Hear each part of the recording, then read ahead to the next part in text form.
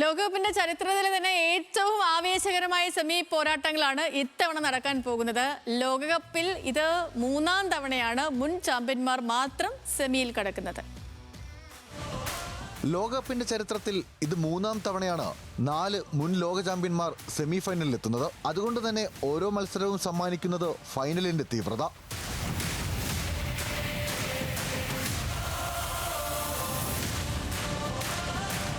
സെമിയിൽ ലോക ചാമ്പ്യന്മാരായ അർജന്റീനയും 1966 ശേഷം വീണ്ടും കിരീടം തേടുന്ന ഇംഗ്ലണ്ടും നേർക്കുനേർ. ലിയോണൽ മെസ്സിയുടെ അനുഭവ സമ്പത്തും ജൂഡ് ബെല്ലിംഗ്ഹാമിന്റെയും ഹാരി കെയ്ന്റെയും യുവശക്തിയും ഏറ്റുമുട്ടുന്ന പോരാട്ടം. ലോക ഫുട്ബോൾ കാത്തിരിക്കുന്ന ക്ലാസിക്കാണ് അർജന്റീന ഇംഗ്ലണ്ട് പോരാട്ടം.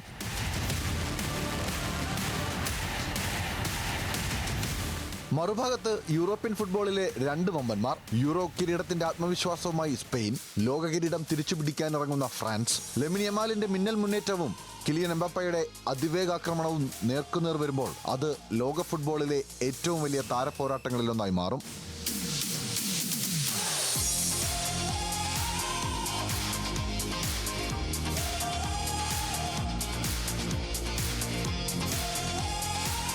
ഈ 4 ടീമുകളുടെയും യാത്രയും അതിഗംഭീരമാണ്. ഒരൊറ്റ മത്സരം പോലും തോൽക്കാതെയാണ് 4 ടീമുകളും സെമിയിലെത്തിയത്. സ്പെയിനും ഇംഗ്ലണ്ടും ഓരോ സമനില വഴങ്ങിയെങ്കിൽ അർജന്റീനയ്ക്കും ഫ്രാൻസിനും ജൈത്രയാത്ര.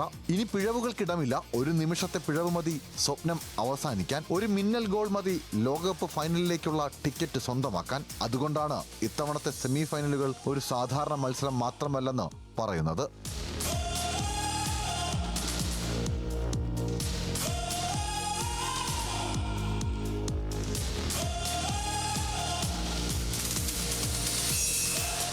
അർജന്റീനയോ ഇംഗ്ലണ്ടോ സ്പെയിനോ ഫ്രാൻസോ ആരൊക്കെയാകും ലോകകപ്പ് ഫൈനലിലേക്ക്? ആരുടെ സ്വപ്നം തുടരും? ആരുടെ യാത്ര അവസാനിക്കും? ലോക ഫുട്ബോളിന്റെ സിംഹാസനത്തിലേക്കുള്ള മഹായുദ്ധത്തിന് ഇനി മണിക്കൂറുകൾ മാത്രം. World cup desk, news Malayalam.